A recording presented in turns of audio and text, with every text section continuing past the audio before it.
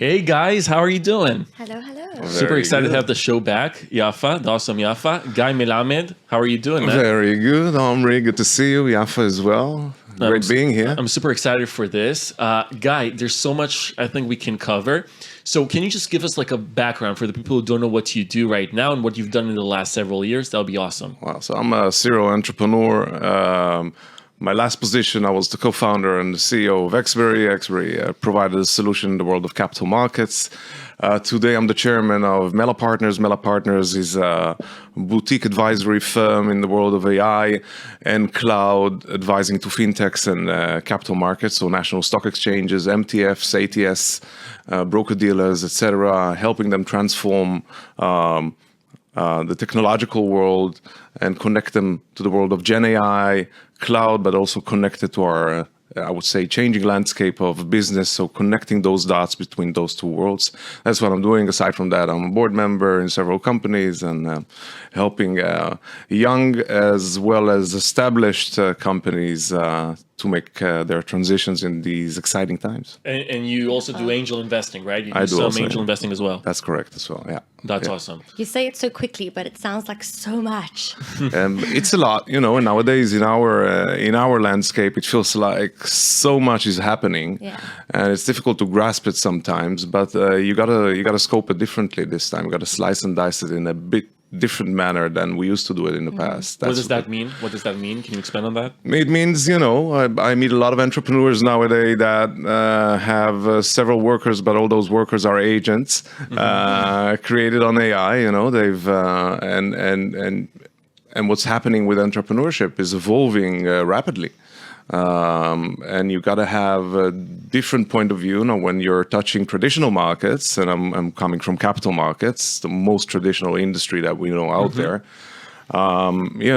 Choosing IBM not to get fired is not a notion that you can keep on living with in the times where we're heading, especially in fintech and capital markets, where we see that the coming 3-4 years are going to revolutionize the industry. We know it as is for the last 20 years. So exciting times, yeah. Very interesting. What I find amusing is that people only now sense AI with this AI agents and those AI agentic talk and all this kind of stuff. People are automatically thinking about, hey, how I can kind of like make my business more profitable, my startup more profitable, less burn rate, etc. But I don't understand it, Guy, because like even 2 years ago or 3 years ago, before this AI blast, I was coming in as an entrepreneur and I was still thinking about that. And it seems like other people were not like thinking about it. I was always thinking about, okay, this is a business. How can I make my headcount smaller? How can I make my client base larger? And I feel like now people are finally, kind of like understanding that money is expensive, maybe because there was a bubble or something like that, and that it's time to use this AI technology. And I wonder why wasn't that the philosophy before? I think, revolutions and evolutions take time, and the things that you experience in your daily basis with your company, you take the most urgent, I would say, problems that you're facing, burning rate, people that work for you, how do you manage the company in a more efficient way? How do you scale up in a more efficient way? And looking at the application side of AI is the low-hanging fruit. Basically, if we speak Gen AI and we speak seriously where we should put our focus on, it's definitely on the deep tech side. It's definitely on the infrastructure side. That's where we'll see the exponential growth and the most interesting companies, I think, in the coming years. But the low-hanging fruit is definitely how can you make your business more efficient? How can you create, JP Morgan just created Coin, processing all their legal contracts and saving much more money for their GCs to work on the bigger contracts, but the smaller contracts will be done by AI. Great. You save a lot of money. Is this the most significant change that we're going to see using Gen AI and AI? No, it's not. I think we're about to see, but back to your question, I think, it's not easy sometimes to have that glimpse, long term into the horizon and seeing really how the reality is going to look like and what are the significant changes we could really make using this technology. You know, you've been operating like a very traditional. When I talk about, and I talked to Yafa before this interview, like I think what I find very amusing and interesting about you is that you always like to choose this very traditional markets to play with, and you're not a traditional person because someone who talks to you knows you have your own philosophies. You modernize everything. You move very fast. You're not like not that people in traditional industries don't move fast, but that's kind of like the assumption that you need to modernize it to move quicker and scale better. So my first question is, why do you choose this traditional in this? I see the opportunity, but I want to hear from you why that is kind of like your go-to. And then the second thing, what is like the most common challenges that you see when you get into you try to penetrate into those traditional markets? Yeah. So first of all, I'm happy you're amused. Okay. So it makes it a more interesting session. I'm definitely an amused person. Yeah. That's a great start. Yes, Mr. Amusing.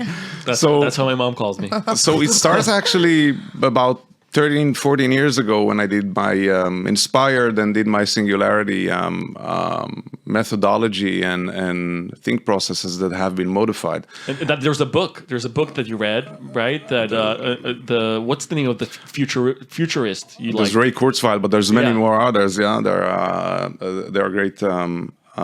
great scientists working on exponential growth and exponential thinking. And I guess one of the things, and so I met also all my partners in crime in all my companies, whether I was involved in as an investor or as an entrepreneur. And I think that's already a short answer to your second question, okay? Because normally, especially in the time we live in, when you combine several businesses, that one of them comes from a traditional angle into a hyper-modernized technological approach or go-to-market, it doesn't matter, it doesn't need to be necessarily a technological. The fact that that's what I do, it's what I do.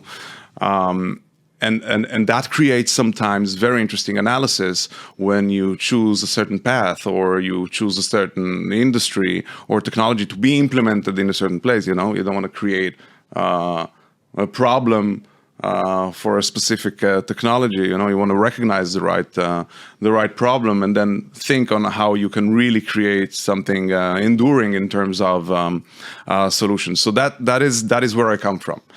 And most of the industries that need to be intervened or disrupted sometimes are traditional, and makes it even more attractive for me as an entrepreneur, right? The challenges, sometimes the gatekeepers. Look at capital markets. Again, this is the space where I live in today, in the various organizations around the world, with the stock exchanges around the world, working with regulators, think on the challenges of regulators and AI and Gen AI. How will they implement the new regulatory framework? Just give you an example, but you can see it also in other companies that have led along the years, whether it was machine learning and natural language understanding company we've sold to Intel, but that was 15 years ago, when Siri just started to become a more educated persona to speak with. She's still very difficult to speak with. Still is. I hate talking to Siri. I cannot take the credit for that. No. But so that is why when you analyze a certain business and when you analyze a certain market share or a landscape, you need to find those crossing points between the market, between the solution you're bringing, and what is actually the market possibility in disrupting it. I have deep necessity to disrupt market wherever it's possible. I feel like, I'm sure coming to these markets that are legacy businesses, there must be some kind of resistance that you meet, even when it comes to like the people that are working in these businesses. You're kind of coming in with these innovative ideas that might put some people out of jobs, will definitely change the way they work. And I feel like these are industries where people are very comfortable with the way things are. So do you have to deal with that, like on an almost like emotional convincing level, that they need, that it's in their benefit to, partner with you? In their benefit is a very, Interesting point of view, because in their benefit is already taking them deeper into the process where they're at. They've been working in a specific way for 10, 15, 20 years old their career, and you're coming with a change, and change is never nice. Okay, aside from the HR perspectives of when you think about AI, when you think about Gen AI, oh, we're going to lose our job. We can think of it in a more positive way rather than a negative one. Nevertheless, if you're really serious in understanding that you need to change the way you work today, otherwise you will be obsolete at some stage. Okay, now, whether the threat methodology works, I prefer not to. I prefer to look at it as innovation, but it really depends who you're sitting with and how do you need to understand things. If we look in the last 4 years to convince a regulator that running an exchange in the cloud is something that he needs to consider, then, you hear the fears, you hear the threats, and you got to come back with a lot of answers and work together in order, first of all, to create a trust. And especially if it's a legacy market, but also make sure your solutions are solid. The interesting thing about it is that disruption that we're about to see is not longer in legacy markets. Okay, what do you mean? Modern markets are gonna, and modern methodologies. Every market. Let's think of SaaS. In my perspective, it's scary when you're talking about this. I'm like, so much change is happening so quickly. So I wanted to tell you something, Yafa. We're replacing you with an AI. Okay, if an AI can do a job better than me, then you should replace me with an AI. So, I've seen some amazing, you're great, don't get me wrong. Both of you are great, but all of us can be replaced actually in the sec My mom right said now. I'll never be replaced. With what? My mom told me, Omri, you'll never be replaced. I just came back from my mom as well. She told me the same thing. I don't know if either the same mom. It's a conspiracy. It's a whole conspiracy. Or the moms are agents. The moms are agents. Today. But what I was about to say is that suddenly, software as a service, something that is, in the backbone of every industry, and everyone is becoming soon obsolete, as I see it. Look at the work of agents and look at the world of software development. Okay, this might change. It not might. We're reaching the phase, it'll change. We will see a totally different industry. And you don't need to, if you're not comfortable in moving to the cloud and you want to stay on-prem, and we see it a lot in fintech, and we see it a lot in the world of finance, you might not need to do that anymore. And you don't need to wait for endless iterations to see the solutions. The problems and the solutions will be introduced to you in real time. So it's not anymore a matter of legacy systems only. Everything. Even venture capital. I've been having a lot of conversations with, my clients and people in general that, gone are the days where you need such a crazy amount of capital to form a solution and a team and this and that to expand. Things are shifting very, very quickly. And I think every single industry, whether it's SaaS, whether it's venture capital, is going to shift. And you're right, those who don't adapt will die. Wealth management, another example. Wealth management, not only the profile of the money of the investors and the liquidity, the market participants change drastically, but the systems doesn't work anymore. The systems are 15, 20 years old. The face of the new investor looks totally different. The way he wants to act, the way he wants to invest, how he sees his capital moving around. Everyone is working now to create new wealth management systems, okay? Using AI and using Gen AI to make sure those systems will be better adaptable, real time, and will suffice you as a young generation of investor in the world of wealth management is something that we're looking into it. I just saw yesterday, by the way, TASE, Tel Aviv Stock Exchange, just announced a very special project together with Oliver Wyman on researching the world of settlement and post-trade in capital markets by bringing AI and Gen AI into it. So those movements have started. It's in motion. And you got to get ready for what's coming, because you won't be able to buy those same legacy systems from NASDAQ and, the old players out there. You won't necessarily make it. Yafa said something interesting, and I think you didn't answer the full... Sometimes I'm avoiding. But I'm here, so I will shift the question back. So I've been with meetings with you and with third parties who were your clients. And in those meetings, you could definitely see resistance from some of those kind of like legacy people.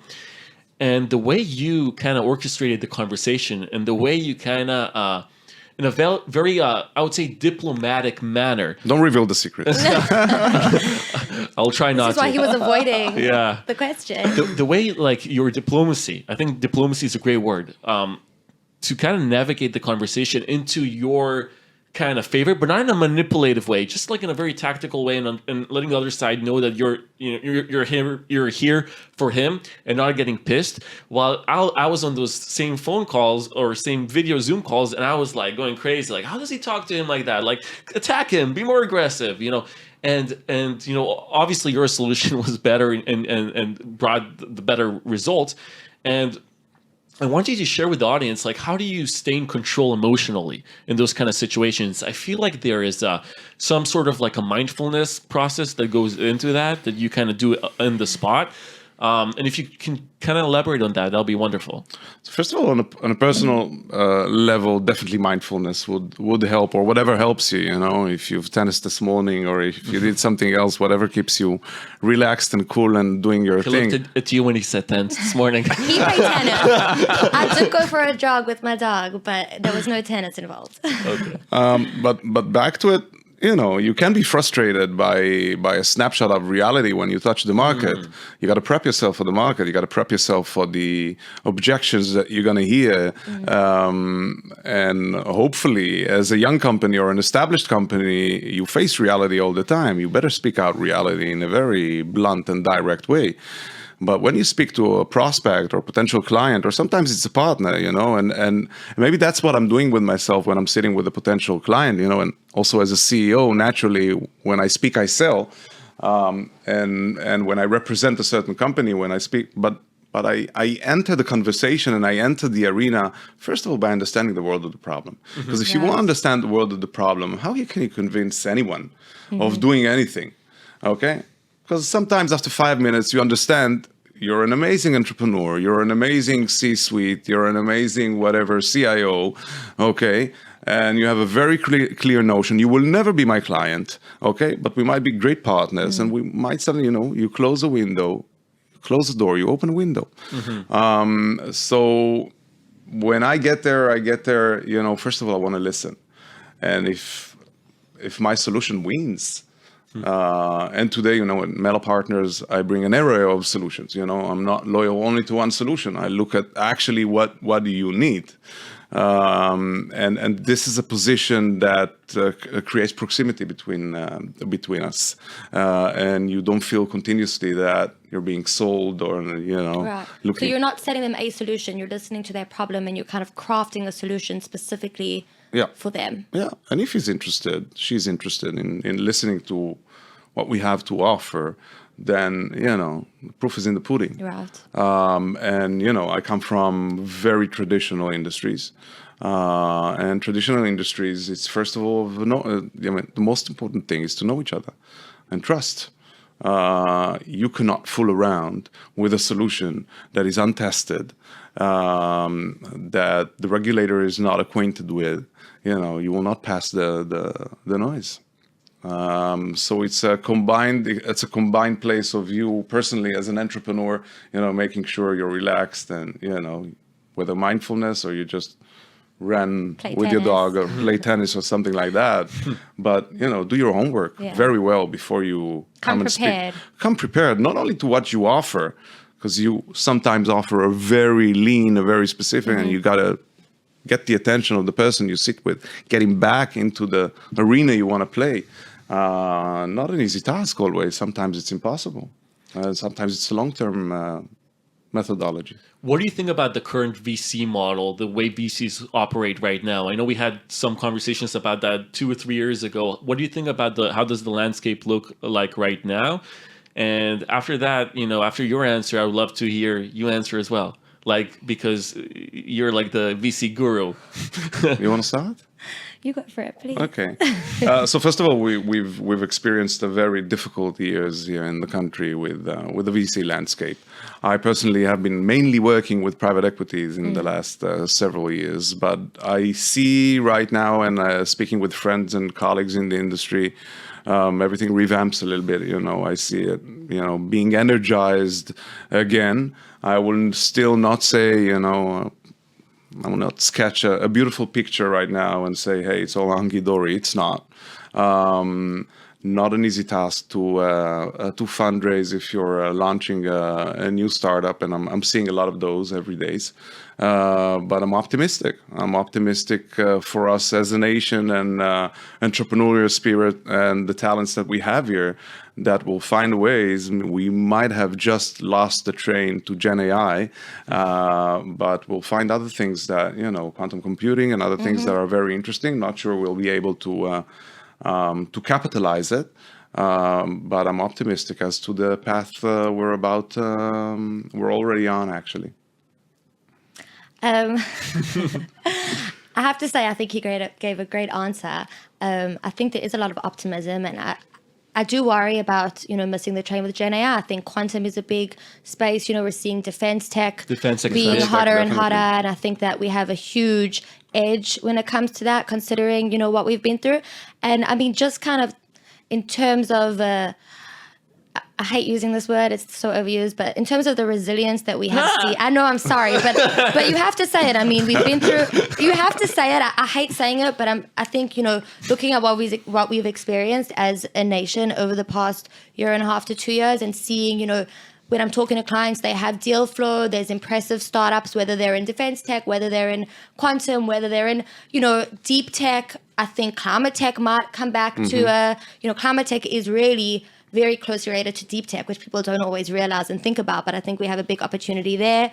And I think from my experience and my clients, they're looking ahead. They're not waiting, they're not waiting for the train to hit them. They are thinking about, even how to incorporate AI into their practices to make them, work better, work faster. So I think, like in every business, it will shake things up. I don't know if every VC will, whatever X their fund, but I do feel confident, and I feel like, it's still a good time to be in the business. Do you think VCs are looking for also like a different kind of entrepreneur in a sense, like kind of like they learned their lessons from like the bubble entrepreneurs in like 2021? 100% they're acting with more discipline, 1,000,000,000%. I think it's also funny, I was speaking to a client, they were saying a hot team used to be a bunch of young, like Shmone Matayim guys. Now it's, old scientists that have, or lecturers that have all this deep information that are building in this different Why space. is that? I think when you're looking at AI, real deep AI, not infrastructure AI, you're not looking at this layer, then you're looking at people that have tons of experience and tons of knowledge. So it changes what the hot team looks like, which I think is super interesting and, incredible to kind of be seeing that happen in real time. So that's important going back to fintech for a second, for the last decade, we've seen a lot of consumer businesses, very interesting. BNPL, buy now, pay later. Oh yeah, that was such a hype. It was a hype, but all those hype. I think we've just reached a new era, and the new era is definitely to go into infrastructure. Okay, we still see very nice company, Bridgewise, another one of them that using AI for pre-trade. Fink also. You heard about Fink? Of course. Yes. They're my clients, so we're going to need to win. No, I'm not saying Fink is better than Bridgewise. Anyway, so cool about it too. So that's the thing we see right now. And that's why when you mentioned more experienced entrepreneurs or PhDs or postdoctorates, et cetera, when looking into the massive investment that one needs to make in order to start an infrastructure business or a deep tech business is huge, So there's a balance here. There's an equilibrium here. And some of the businesses suffer from that because they won't be able to raise funds.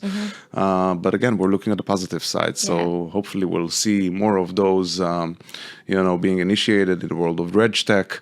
RegTech? Compliance. Okay. Regulation tech. I've never heard about Me that neither. before. That's cool new phrase. So We have become smarter today. I know.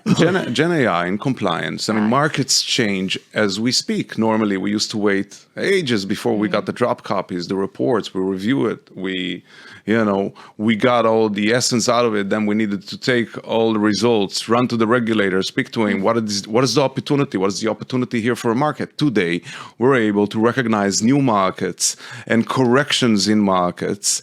So where AI I would say advanced models for trading, for example, were just a tool that helped you and support you. Suddenly you look at AI as the new market participant that would change the reality of finance in everyday, short-term and long-term. Yeah. So definitely compliance and RegTech is very interesting. A lot of understanding to do here, a lot of traceability issues with AI that are important here. Sorry, I'm speaking only AI and Gen AI, but there's other things as well. This is where it's at right now. I feel like people are paying attention to it because it deserves the attention. It's a heavy buzzword, though. It's a heavy buzzword. Like on LinkedIn where people start with AI, I can't read this shit. Buzzword, yes, but it's like, you think about the internet. Like, of course, people are going to speak about it again and again and again because it's not just like we're speaking about it. We're seeing it happen, in our day-to-day lives. I can't even tell you how I rely on AI tools with everything I do. So it's not just, this buzzword, like, sorry to say, but crypto kind of felt like this buzzword that didn't have so many applications. You know something about it. I know that you are chairman of the hedge fund. I've did a lot of digital assets. Sure, but I just felt like disrespectful. Back in the day, crypto was spoken about. You never really felt it in your life, and I feel like the reason that AI is so hot and we can't stop talking about it is because we're all feeling it, we're all seeing it. It's tangible. But there are certain areas that AI is simply not applicable. And I meet a lot of clients and I meet a lot of friends and partners that say, hey, we want to implement AI here. And like after 5 minutes, I'm like, no, dudes, what are you talking about? Wait, let's separate that. You're talking about more like the B2B kind of AI, because...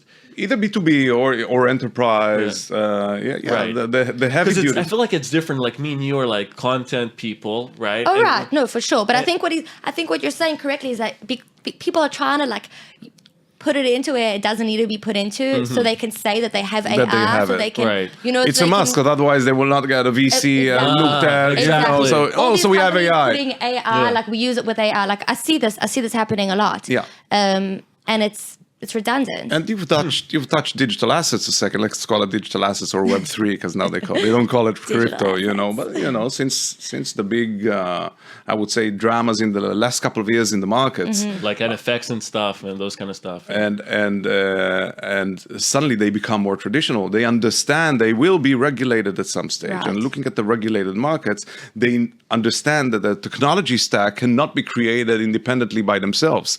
Okay, and that's. Crossing the path into the regulated space, and these are things I'm doing both with my partners and clients in connecting those dots.